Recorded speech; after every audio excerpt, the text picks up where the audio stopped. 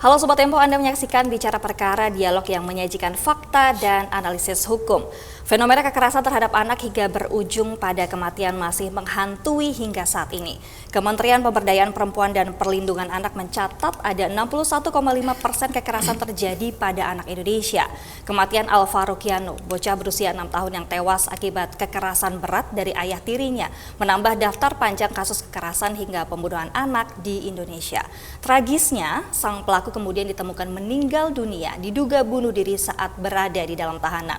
Peristiwa ini memunculkan dua persoalan besar, mengapa kekerasan ekstrim terhadap anak masih terus berulang dan bagaimana seorang tersangka dapat bunuh diri ketika berada dalam pengawasan aparat. Untuk mendiskusikannya sudah hadir di studio TV Tempo, kali ini ada Bapak Kapolres Metro Jakarta Selatan, Kombes Pol Nicholas Ari Lilipali. Selamat sore Bapak. Selamat sore Mbak Ji. Sehat Bapak ya? Puji Tuhan. Syukur. Oke, baik. Terima kasih banyak atas waktunya bersama kami. Dan tentunya ada juga Bapak Jasra yang bergabung sama kami. Ada Wakil Ketua KPAI. Terima kasih Bapak atas waktunya. Apa kabar Bapak hari ini? Alhamdulillah sehat. Alhamdulillah sehat juga. Baik, dan kali ini kita akan berbincang. Namun sedikit saya berikan informasi seputar kronologi singkat. Pemirsa, Alvaro Kiano, bocah berusia 6 tahun dibunuh oleh kerabat dekat, yakni ayah tiri korban, yang mana dinyatakan hilang sejak 6 Maret 2025. Kemudian pada tanggal 7 Maretnya, sang kakek melaporkan kehilangan ke Polsek Pesanggerahan selama 8 bulan dari Maret hingga November. Kemudian polisi melakukan pencarian bahkan mengumumkan kehilangan Alvaro melalui media sosial. Kemudian penyelidikan mengerucut ke satu nama, yakni ayah tiri korban bernama Alex Iskandar atau AI ya. Kemudian di 21 November 2025, Alex ditangkap di rumahnya dan pada 24 November ia ditemukan bunuh diri di ruang konseling. 22 November, betul? Bunuh dirinya tanggal hari Minggu itu tanggal 23. Oke, 23 ditemukan bunuh diri di ruang konseling tahanan Polres Jakarta Selatan. Dan dini hari sebelum pelaku melakukan bunuh diri, jenazah korban ditemukan dilakukan pemeriksaan di Rumah Sakit Kramat Jati. Ya. Betul? Kemudian tentu saja saya akan bertanya terlebih dahulu kepada Pak Nicholas yang mungkin bisa menjelaskan. Bapak dari Maret hingga November, artinya 8 bulan kurang lebih. Apa saja tantangan yang dihadapi, kenapa harus membutuhkan waktu yang cukup lama? Ya, terima kasih Mbak Jihan, terima kasih pemirsa Tempo TV. Kami memang sampai tersirat bahwa cukup lama kasus ini baru terungkap. Memang dalam proses penyelidikan itu pihak kami, Polres Metro Jakarta Selatan, Polda Metro Jaya maupun Polsek Pesanggerahan, kita tidak tinggal diam. Dalam jangka waktu itu sejak dia dilaporkan resmi kepada kami tanggal 7 Maret, kami telah melakukan upaya-upaya penyelidikan. Kami melakukan penyelidikan sampai ke Batam, ke Sukabumi, ke Cianjur, ke Bandung, dan juga di sekeliling Jakarta, Tangerang, dan juga Bekasi. Kita memang minim informasi terkait ini. Kita awalnya tidak terlalu menaruh curiga terhadap ayah tirinya AI ini. Kenapa kita tidak menaruh curiga? Karena ayah tirinya ini turut serta datang ke Polsek untuk melapor. Dan dari hasil chatting dia dengan istrinya yang berada di luar negeri, dan juga dia menyampaikan kepada mertuanya, kakek daripada korban AKN ini, bahwa dia turut dia akan berusaha untuk menemukan korban AKN ini. Jadi disitulah kita terus melakukan penyelidikan, kita umumkan di media sosial, kita menyampaikan ke warga masyarakat yang lain, apabila yang menemukan dengan ciri-ciri ini tolong berikan informasi kepada kita. Kami juga minim informasi karena yang pertama menemui si ayah tirinya AKN pada saat dijemput di masjid itu kan Marbut. Marbut ini orang tua, orang yang sudah rabun. Yang dia bisa ingat hanya suara. Dia tidak fokus untuk terkait dengan identitas yang dan bertanya, wajah dan pembentuk tubuh. Karena dia juga pada saat itu kan menjelang maghrib, sholat maghrib. Jadi dia hanya bilang, karena pada saat si orang yang tidak dikenal ini datang menanyakan, saya mau jemput anak saya. Ditanya sama Marbut ini, anaknya siapa namanya? Alvaro. Oh, Alvaro ada di lantai 2 di masjid itu. Sedang bermain dengan teman-temannya menunggu sholat maghrib. Itu. Dan teman-temannya juga hanya 2 orang yang melihat Alvaro itu datang dijemput, digendong bahkan dari lantai 2 untuk turun ke bawah. Karena memang Alvaro itu AKN ini dijanjikan oleh AI untuk mau makan bersama dan membeli mainan kepada korban. Sempat dijanjikan hal itu ya. Dan menjadi lebih menantang karena tadi si tersangka berpura-pura turut melakukan pencarian begitu ya, bahkan melaporkan ke pihak kepolisian. Oke, Pak Niko, tadi sempat disebutkan pencarian juga sempat dilakukan hingga Batam, Sukabumi, Bandung. Itu apa petunjuk awalnya? Kenapa sampai sejauh Karena kan itu? kita curiga awalnya itu kan bapak kandungnya.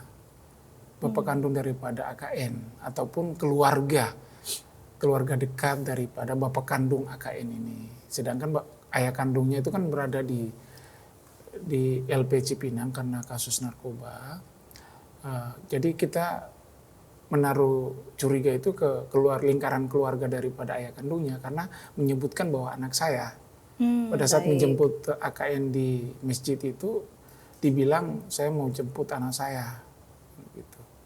Jadi sedangkan si ayah tiri AI ini dia kan datang ditelepon, sebenarnya awalnya ditelepon oleh mertuanya, kakek daripada AKN, dan menyampaikan bahwa kok AKN belum pulang. Datang dia ke pesanggrahan dan berjanji kepada mertuanya bahwa dia akan berusaha untuk menemukan AKN. Dia chat istrinya juga di luar negeri bahwa dia akan berusaha untuk menemukan AKN. Seperti itu. Dan bahkan dia datang ke Polsek Pesanggerahan bersama dengan mertuanya untuk melapor peristiwa kehilangan AKN. Bersama dengan kakek si AKN ini ya? Iya. Oke, baik. Nah kemudian dari petunjuk yang disebut tadi tidak banyak begitu ya, minim sekali informasi. Akhirnya mengerucut ke nama si AI ini, itu apa petunjuk awalnya? Itu berawal dari cerita keponakan AKN. Dia bercerita kepada temannya. Temannya ini bercerita juga kepada ibunya. Ibunya itu pekerjaannya pembantu rumah tangga. Nah, ibunya ini menceritakan kepada majikannya perempuan. Akhirnya majikan perempuannya menceritakan ke majikan laki-laki, dan selanjutnya majikan laki-laki memberikan informasi itu kepada Polsek di Polsek Pesanggerahan. Kan waktu itu kan agak gencar tuh pemberitaan di media sosial terkait dengan AKN ini. Jadi kami juga berterima kasih kepada media yang juga turut serta mengungkap kasus ini sebenarnya. Karena dari situlah majikan daripada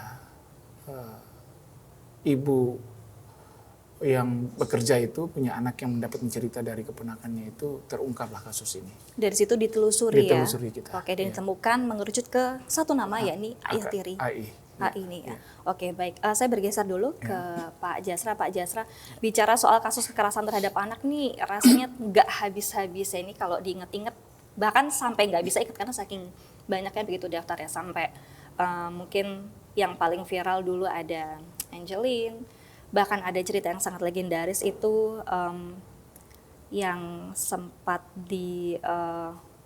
dibuat film dan segala macam gitu ya, saya lupa namanya, tapi artinya fenomena ini rasanya tidak kunjung berhenti begitu ya.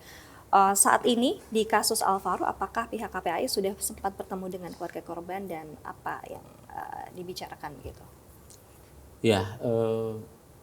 Ya, kita sebetulnya belum sempat bertemu ya dengan keluarga korban ya. Kita karena ini sudah dilaporkan ke kepolisian, ya tentu kami akan memantau ya dari kepolisian seperti apa pencarian dari anak yang hilang ya. Awal begitu ya Pak Niko ya. Laporan pertama anak yang hilang. Itu. Nah, tentu kami juga di jejaring anak juga menyampaikan ya, karena ada flyer yang dibuat oleh kepolisian. Untuk bersama-sama kita untuk mencari ya sesuai dengan data-data yang disampaikan oleh kepolisian gitu ya.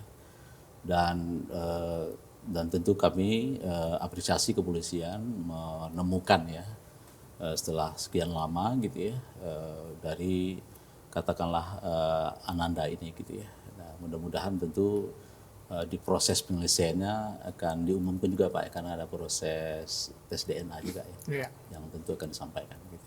Oke, kalau Bapak membaca begitu ya dari daftar panjang yang bahkan sangat panjang ini begitu ya, apa sih Pak yang membuat atau faktor apa yang membuat kasus-kasus seperti ini kembali terulang begitu?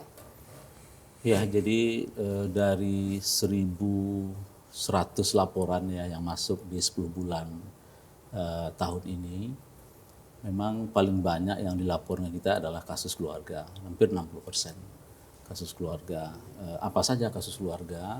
Yang pertama kasus terkait situasi perceraian.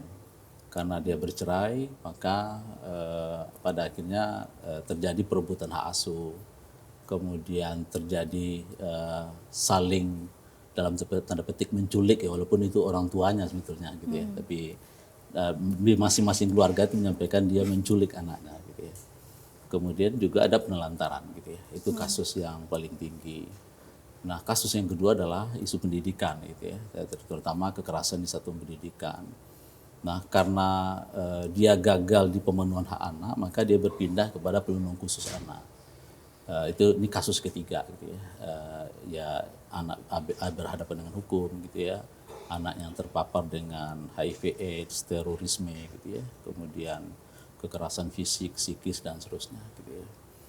Nah, jadi kita melihat data penculikan anak ini kalau 5 tahun belakangan di KPA itu terekam ada sekitar 144 kasus. Dan rata-rata memang pelakunya adalah orang terdekat, orang yang dikenal oleh anak gitu ya. Kalau kita lihat AKN ini kan ya masih pelakunya adalah ayah sambungnya gitu Pak Niko ya. Jadi memang pasti itu ya, ada orang terdekat. Kalau nggak ibu atau bapak jadi pelaku, ayah kandung, ibu sambung gitu ya, termasuk juga keluarga besar gitu ya. Sangat jarang kita temukan yang mana pelakunya itu adalah orang yang nggak dikenal gitu ya, oleh anak. Misalnya Makassar gitu ya, yang itu juga viral gitu ya. Sebetulnya kan itu ada interaksi dengan anak pelaku sebetulnya di awal ya. Jadi artinya juga orang dikenal juga gitu ya. Ini yang perdagangan anak ya kalau tidak salah. Yang perdagangan anak itu yang Makassar, sampai ke Jambi itu gitu ya. Nah, oleh sebab itu kami melihat dari kasus-kasus ini ya, ada dua hal yang perlu kami dorong kepada pemerintah gitu ya. Satu, memastikan bagaimana fungsi-fungsi keluarga bisa berperan gitu ya. Katakanlah tadi ketika keluarga bercerai kemudian ingin menikah kembali gitu ya.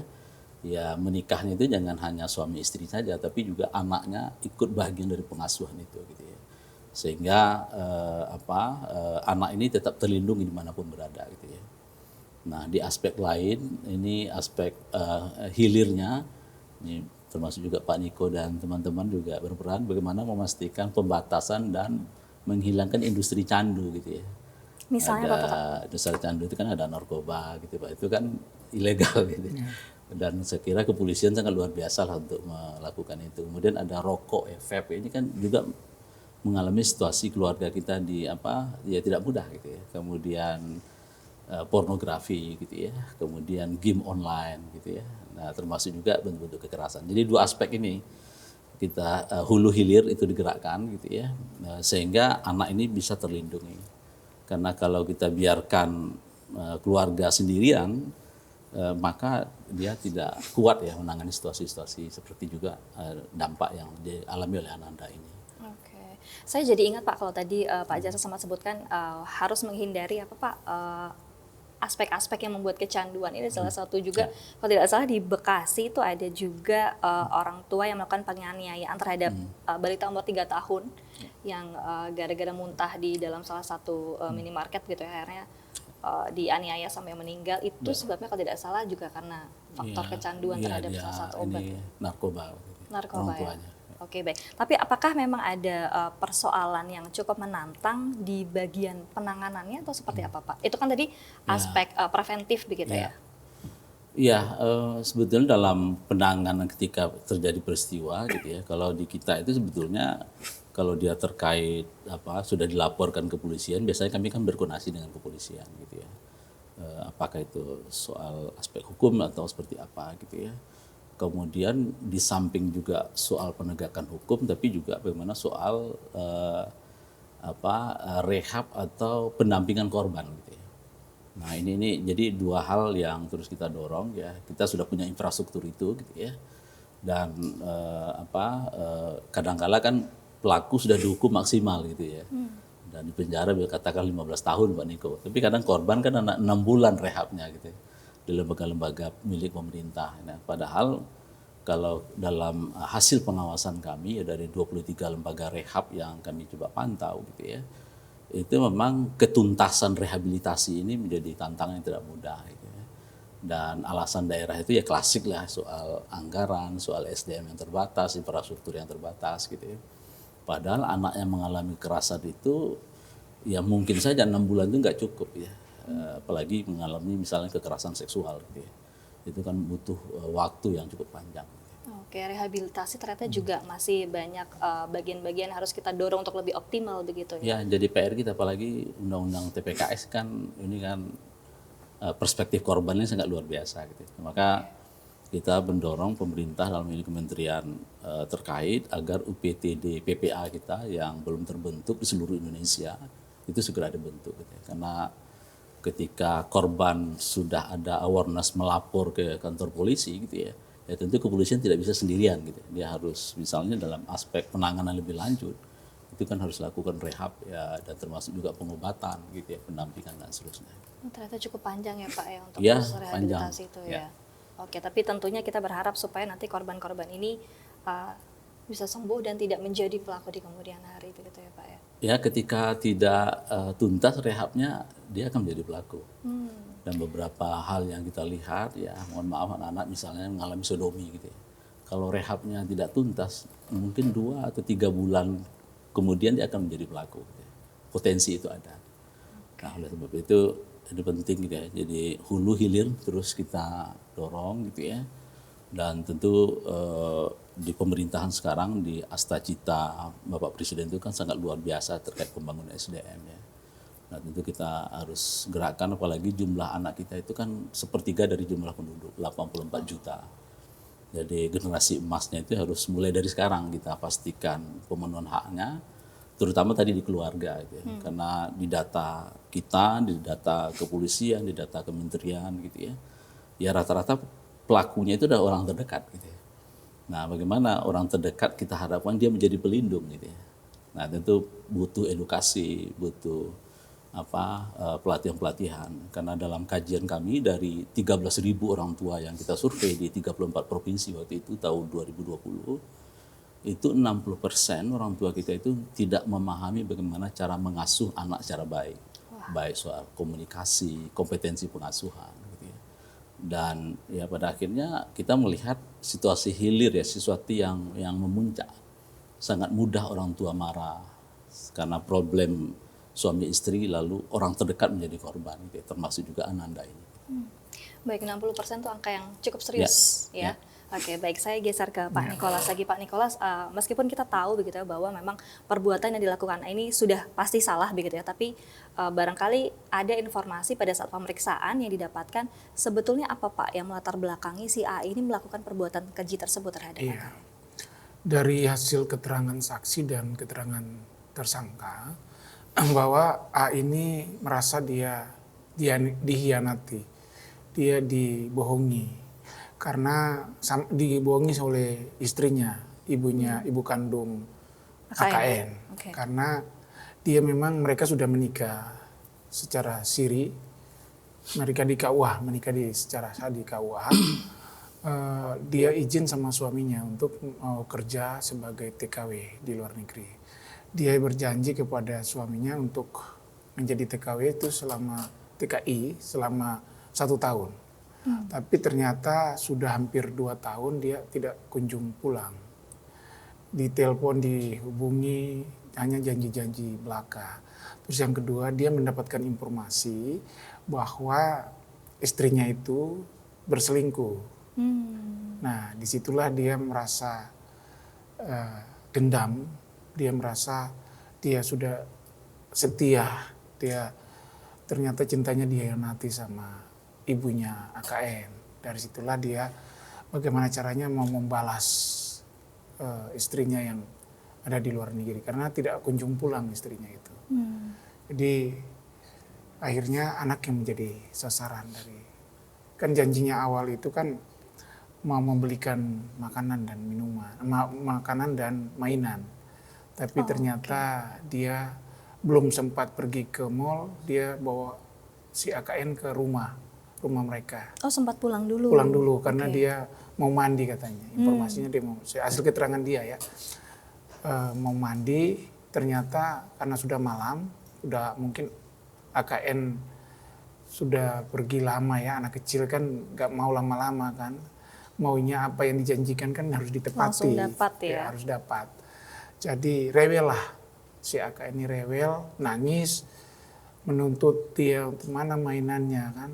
Nah, dari situ dia karena sudah jengkel lihat nangis, rewel gitu, dia ambil handuk yang di rak handuk, langsung disumpel mulut dan hidungnya, dicekik dan ditindih. Akhirnya terjadilah kematian itu, meninggal. Oke, jadi penghilangan nyawanya menggunakan tadi ya? Iya, adalah handuk.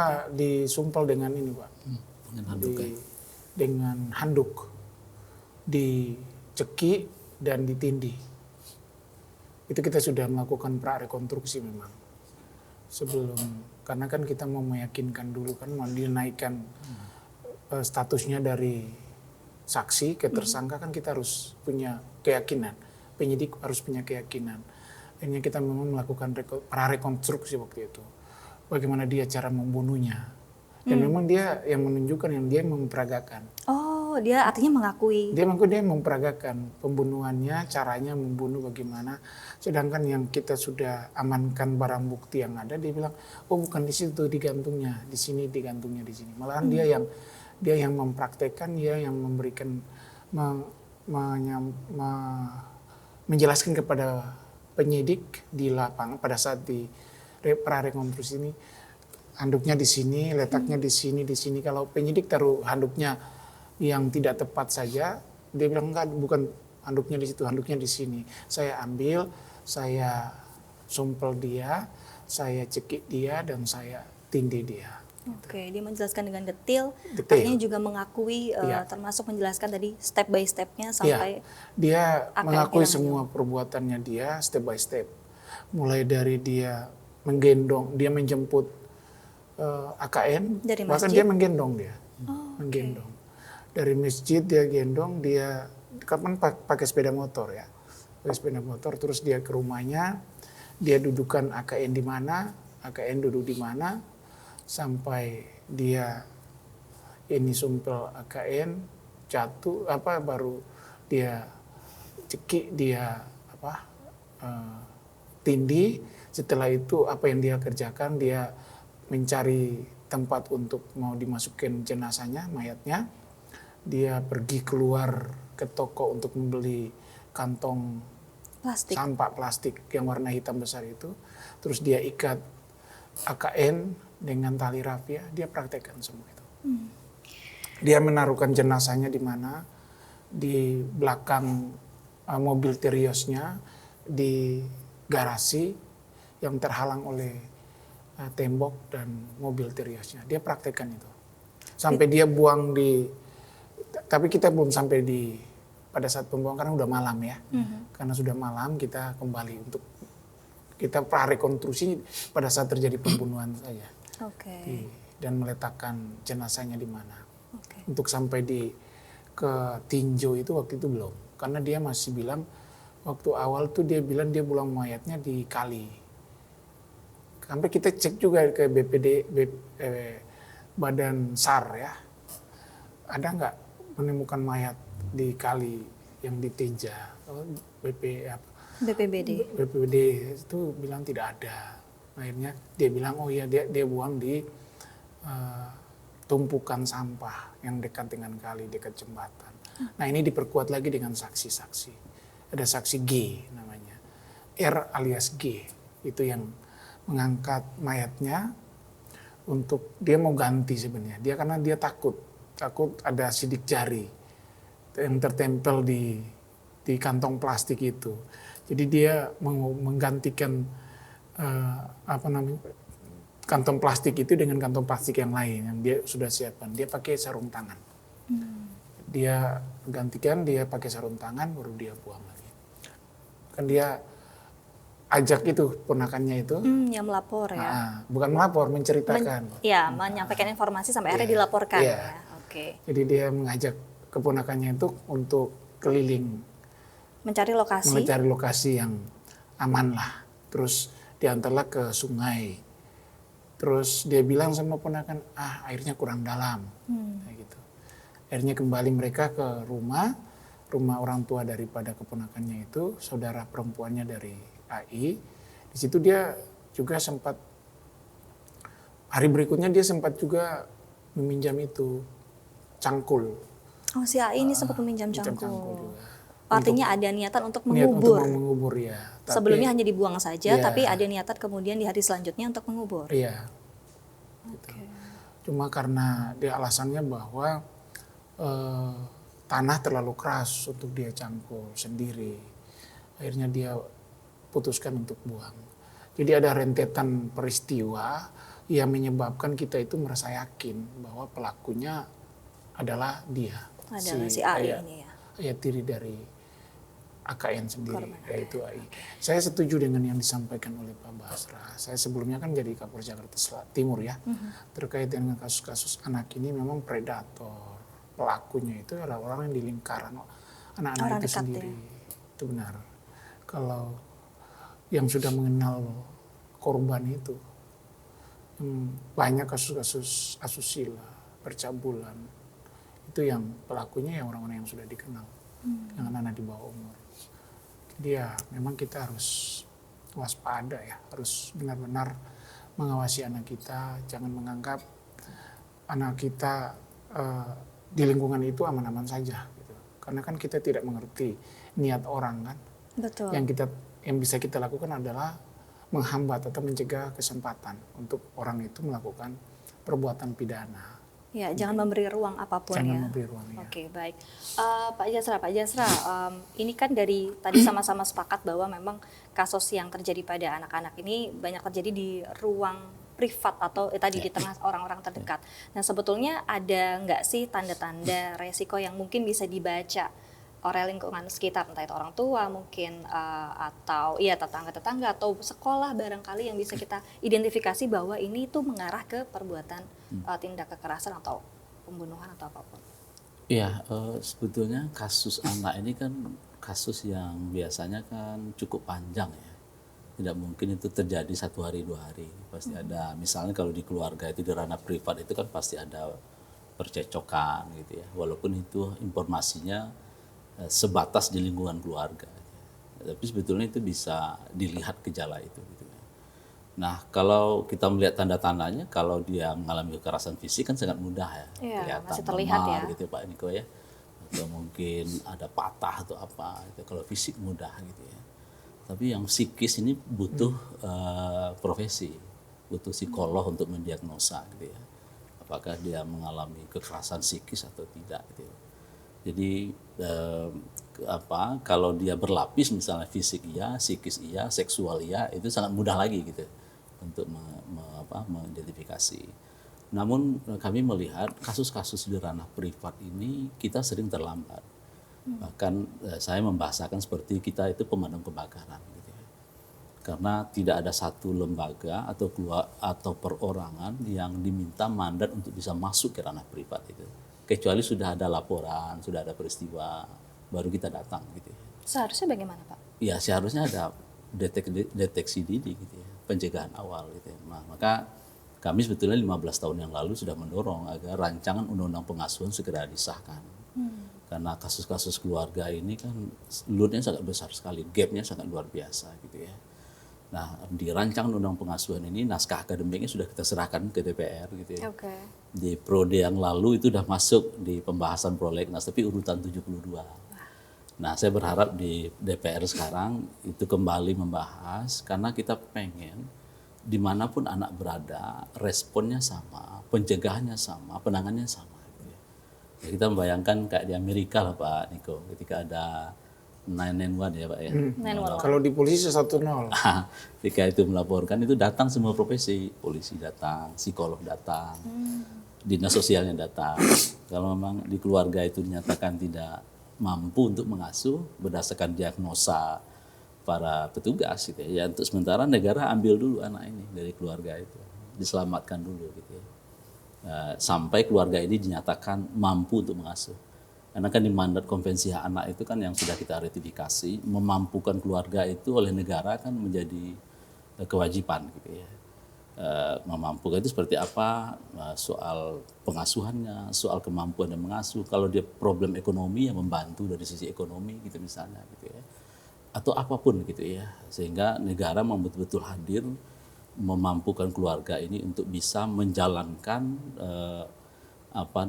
bagaimana menjadi orang tua yang baik gitu ya. Kalau di Undang-Undang Perlindungan Anak terkait menjadi peran orang tua itu udah muncul ya. Mengasuh, mendidik, melindungi gitu ya, mencegah terjadinya pernikahan usia anak. Tapi bagaimana cara menjalankan pengasuhan itu antara Pak Niko dengan saya itu berbeda itu. Nah ini situasi yang belum diatur barangkali, belum Pak. diatur gitu ya. Kemudian kita berharap termasuk juga misalnya anak-anak kita ini kan ada di lembaga, ada di keluarga, apalagi di lembaga misalnya di sekolah pesantren, di sekolah minggu ya, boarding school gitu ya. Di rumah sakit mungkin dibansalkan selama satu bulan gitu misalnya gitu ya. Nah, kita berharap peran-peran pengasuhan itu bisa berjalan di situ. Jadi ketika keluarga menyerahkan anak katakanlah ke lembaga pengasuhan, semisal pesantren misalnya, kita berharap para orang yang dewasa yang ada di sana dia pengganti orang tua. Apapun yang terjadi dia harus bertanggung jawab gitu. Nah, inilah yang kita dorong di memang dalam PP-nya ada PP 44 misalnya tahun 2017 tentang pengasuhan. Tapi nampaknya tidak cukup kuat untuk menggerakkan situasi-situasi ini. Nah, oleh sebab itu tentu kita berharap kalau ini bisa kita dorong dari sisi regulasi, mudah-mudahan kita bisa memitigasi ya, bisa mencegah agar dia tidak memuncak dari situasi-situasi kekerasan itu. Oke, Bapak tadi opsi untuk mengalihkan kepada lembaga pengasuhan lain, begitu apakah dirasa itu relevan dengan kondisi di Indonesia, sementara kita tahu lembaga-lembaga pengasuhan juga rata-rata entah dia belum siap, entah juga beberapa juga dilaporkan melakukan tindak-tindak kekerasan yang serupa begitu. Bagaimana kalau dikaitkan dengan kondisi di Indonesia, Pak? Ya kalau di Undang-Undang Perlindungan Anak kita itu kan termasuk juga di PP 44 tahun 2017 itu tentang continuum care namanya ya, tentang isu pengasuhan.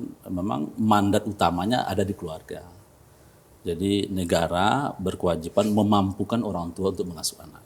Jadi anak punya hak dekat dengan orang tua. Jadi misalnya tidak boleh, dalam bahasa kita itu tidak boleh penjara membatasi anak untuk bertemu dengan orang tuanya. Kira-kira seperti itulah di mandat undang-undang kita itu. Nah ketika keluarga inti tidak mampu mengasuh ya karena alasan mungkin bekerja atau mungkin karena mengalami tindak pidana atau ekonomi dan seterusnya, maka ada keluarga kedua sampai derajat ketiga, kakek nenek. Nah, tapi kakek nenek dan paman ini harus dipastikan juga apakah dia mampu nggak mengasuh. Nah, maka petugas seharusnya melakukan asesmen. Masuk kasus Ananda ini kan diasuh oleh kakek ya, kakek nenek. Seharusnya kan kalau memang melihat kerentanan itu kan dia harus di asesmen dari awal gitu. Apakah dia layak nggak untuk mengasuh gitu. Karena kan kakek nenek mengasuh itu kan agak berbeda dengan orang tua kandung gitu ya. Nah, ketika kakek nenek atau derajat ketiga ini tidak tersedia, ada namanya foster care, keluarga pengganti. Nah, tapi keluarga pengganti ini kan harus dipastikan dilatih oleh Dinsos, kemudian baru anak ditempatkan ketika keluarga inti atau keluarga besar ini tidak tersedia. Ketika foster care ini tidak tersedia, baru masuk ke lembaga atau lembaga kesejahteraan sosial anak atau panti asuhan yang kita pahami. Jadi memang lembaga pengasuhan memang alternatif terakhir, tapi yang saya sampaikan tadi soal lembaga pendidikan hal yang berbeda kan. Itu kan pemenuhan pendidikan. Berbeda. Tapi ketika dia selesai sekolah katakan dari pagi sampai siang atau sampai sore, situasi pengasuhannya kan harus dilakukan karena ada 24 jam di situ. Ada anak-anak di pesantren atau sekolah minggu atau apapun lah jenisnya. Nah, maka ini terus kita dorong, walaupun misalnya per Dirjen Kemenak yang sudah muncul, tapi kayaknya nggak kuat. Prakteknya tidak kuat gitu. Maka kita pengen ada satu undang-undang yang kuat untuk gitu membicarakan soal isu pengasuhan itu. Dimanapun anak itu berada. Oke, ini masih jadi pekerjaan rumah kita ya. Pak Nikolas, kita ketahui bahwa si tersangka, si AE ini kemudian meninggal di dalam tahanan begitu ya. Apakah artinya proses penyidikan artinya masih berjalan atau bagaimana meskipun si tersangka ini sudah tidak hidup lagi? Ya, terima kasih. Terkait dengan kasus ini masih tetap kita melakukan penyidikan karena kan kita harus memastikan dulu korban ini dengan ditemukannya kerangka-kerangka yang ada di TKP. Dan kita juga harus mendalami betul keterangan-keterangan yang ada. Apakah ada atau tidak tersangka lain yang terlibat dalam proses pembunuhan ini. Itu yang harus kita jawab secara pasti. Jadi untuk itu dalam kasus ini belum kita hentikan. Walaupun dalam undang-undang menyatakan bahwa kalau tersangkanya meninggal dunia kan harus ditutup. Tapi kasus ini belum kami tutup karena kemungkinan-kemungkinan itu yang harus kita jawab dulu. Seorang penyidik harus menjawab kemungkinan-kemungkinan itu. Jangan kita cepat mengambil kesimpulan bahwa dia adalah pelaku utama dan hanya dilakukan oleh seorang diri. Walaupun dalam kenyataannya ada saksi G, saksi A alias R, maksudnya adiknya perempuan atau keponakannya itu kan kita harus dalami betul. Sampai di mana keterlibatan G ini, sampai di mana keterlibatan si keponakannya, sampai di mana juga keterlibatan ibu daripada keponakannya itu, ada adik daripada tersangka ini. Jadi masih dalam proses, kita masih mengumpulkan alat bukti lainnya, kita akan maksimalkan dulu proses penyidikan ini. Kemarin juga kan, hari kemarin kan kalau kasusnya sudah kita hentikan karena alasan tersangka meninggal dunia kan harus secara hukum kan harus dihentikan itu. Tapi kami masih dalam proses terus itu. Kemarin kan kita tim dari Polres Metro Jakarta Selatan, Polda Metro Jaya, Mabes Polri dan juga Polsek Pesanggerahan serta dari kedokteran forensik dan rumah sakit Polri, kita bersama-sama melakukan penyisiran kembali di areal TKP untuk mengetahui atau menemukan bukti-bukti lain, kemungkinan ada kerangka-kerangka lain yang kita temukan supaya mempermudah penyidikan kita, ada atau tidak keterlibatan tersangka yang lain dan juga kerangka yang tersebut yang kita temukan apa benar itu adalah milik daripada korban AKN itu sendiri. Walaupun dari keterangan-keterangan itu tetap kita harus uji dengan secara ilmiah.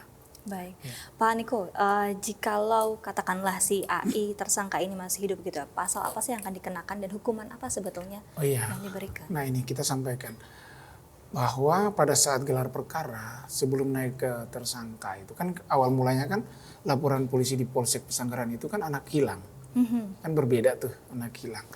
Nah pada saat alat bukti sudah ada kita kumpulkan dan kita melakukan gelar perkara.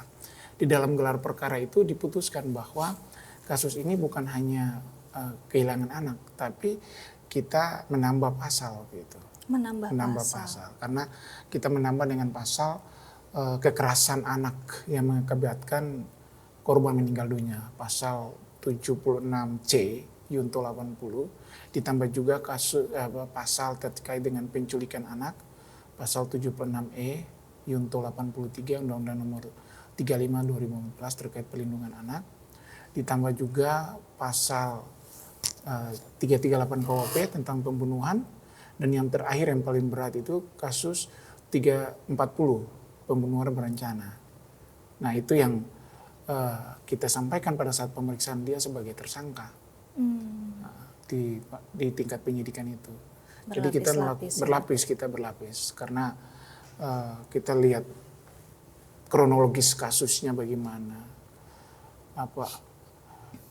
jalannya kasus itu kan ya kita juga sebagai penyidik kan kita harus netral dalam melihat kasus ini karena dari rentetannya itu dia menggendong anaknya itu kan dia menjemput, dia menggendong anak kan sudah kenal bapaknya itu kan sudah kenal sebagai bapaknya kan dia nggak tahu itu bapak tiri atau bukan bapak tiri kan anak baru umur 8 tahun kan baru 6 tahun jadi digendong dibawa diajak untuk mau makan dan beli mainan kan dia ikut-ikut saja ya.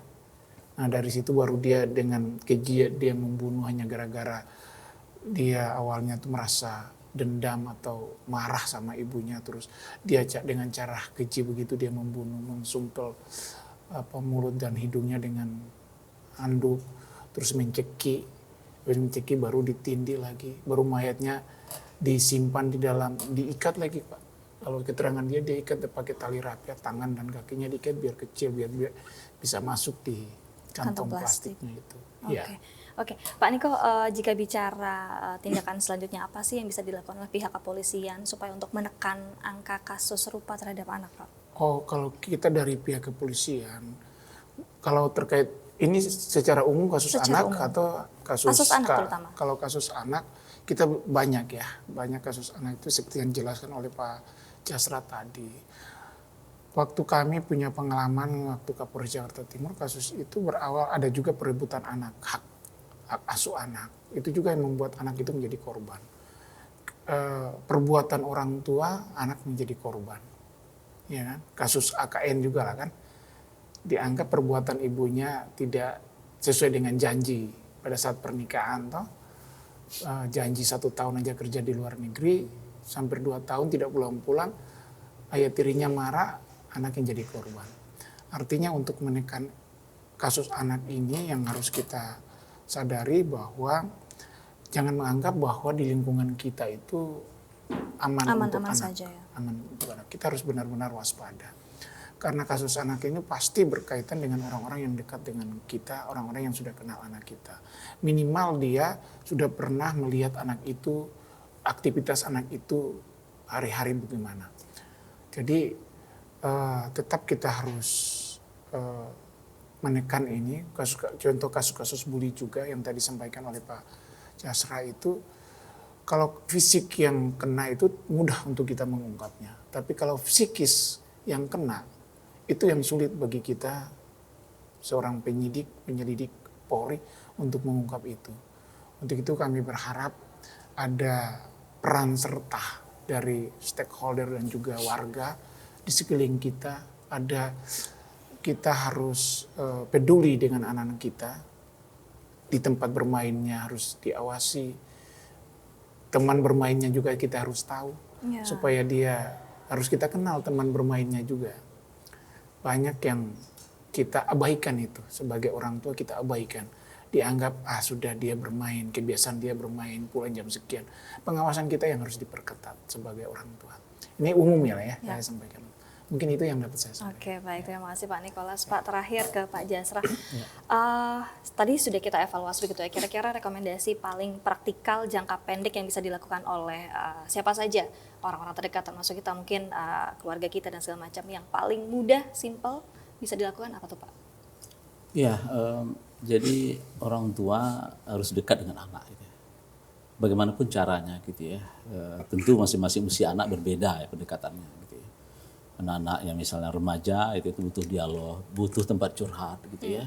Dan termasuk juga tadi sampai Pak Niko mengetahui siapa sih relasi pertemanannya. Gitu ya. Karena ini penting gitu ya untuk mengawasi anak-anak kita, jangan sampai kita menyesal gitu ya. Kadangkala orang tua terlambat gitu ya, kadangkala anak menyembunyikan situasi yang tidak mudah dia hadapi gitu ya. Tapi karena orang tua mungkin sibuk gitu ya, kemudian asik dengan pekerjaan gitu ya. Pada akhirnya anak mencari tempat lain gitu ya, yang dimana tempat lain itu ya tempat yang tidak bertanggung jawab gitu ya. Mendapat informasi yang tidak layak gitu ya. Dan pada akhirnya tercerabut pada lingkungan yang tidak bertanggung jawab. Ya. Itu jadi saya kira tentu ini harus kita lakukan. Nah yang kedua tentu bagaimana kita meningkatkan peran-peran instrumen negara, ya, terutama RT RW kita. Ya. Karena yang paling dekat sebetulnya RT RW gitu ya. Bagaimana misalnya di RT RW ada satu tim khusus ya, tim pencegahan dan penanganan kekerasan di satuan di RT RW gitu misalnya, tapi tim yang terlatih memiliki respon cepat gitu ya, dan memahami referral system gitu ya. Kalau saya nggak mampu menangani, saya harus merujuk kemana. Kalau saya menemukan ini, saya harus melapor kemana gitu ya. Nah ini kan harus digerakkan gitu ya, sehingga sekecil apapun ya peran-peran itu kita bisa memberikan hal yang terbaik bagi anak-anak kita gitu ya. Dan saya kira ini harus kita gerakkan, dan hari ini dengan adanya media sosial gitu ya, dan termasuk juga teman-teman media, terus mengedukasi publik gitu ya, agar bahwa anak kita hari ini tidak baik-baik saja gitu ya. Jadi dimanapun dia tidak aman, dan termasuk juga di lingkungan keluarga gitu ya. Nah ini tentu menjadi harapan kita bagaimana membuat pengawasan yang berlapis gitu ya, dimanapun berada. Oke, jadi poin pertama adalah kedekatan antara anak dengan orang tua itu sangat penting, nomor satu. Kemudian adalah optimasi dengan instrumen-instrumen negara, begitu ya Pak. Oke, baik, terima kasih banyak Pak Nikolas dan juga Pak Jasra. Kita berharap. Ada tambah Pak Niko. Oh, ya, Mungkin terkait ini, karena medsos juga mempengaruhi perilaku anak. betul. Itu sangat jelas itu, ada kasus-kasus kan dia belajar dari medsos juga, belajar untuk ke arah yang positif, bisa juga arah yang negatif. Pengalaman saya di Jakarta Timur itu banyak kasus yang berawal dari penggunaan media sosial, Instagram. Dia bisa upload link-link yang dilarang. Akhirnya dia belajar dari situ dan akhirnya dia melakukan perbuatan. Kan kasus nyata yang di Jakarta Utara lah. Oke, baik. Itu tadi seharusnya akan terminimalisir jikalau ada pengawasan pantauan dari orang tua, kemudian instrumen negara tadi juga ya Pak ya. Oke, baik. Kita berdoa mudah-mudahan kasus AKN ini adalah kasus yang terakhir. Semoga saja tidak ada lagi kasus-kasus selanjutnya. Kita harap kesejahteraan anak Indonesia itu menjadi tanggung jawab kita bersama ya Pak Nikolas dan Pak Jasra. Sepakat ya? Oke, baik. Dan Sobat Tempo semuanya, itulah perbincangan saya dengan Kapolres Metro Jakarta Selatan Kombes Pol Nikolas Ari Lilipali dan juga Bapak Jasra Putra, Wakil Ketua Komisi Perlindungan Anak Indonesia. Untuk Sobat Tempo, saksikan terus setiap episode Bicara Perkara. Jangan lewatkan fakta dan analisis hukum hanya di Bicara Perkara. Saya Dicihan beserta kru yang bertugas pamit undur diri dari layar kaca Anda. Sampai jumpa.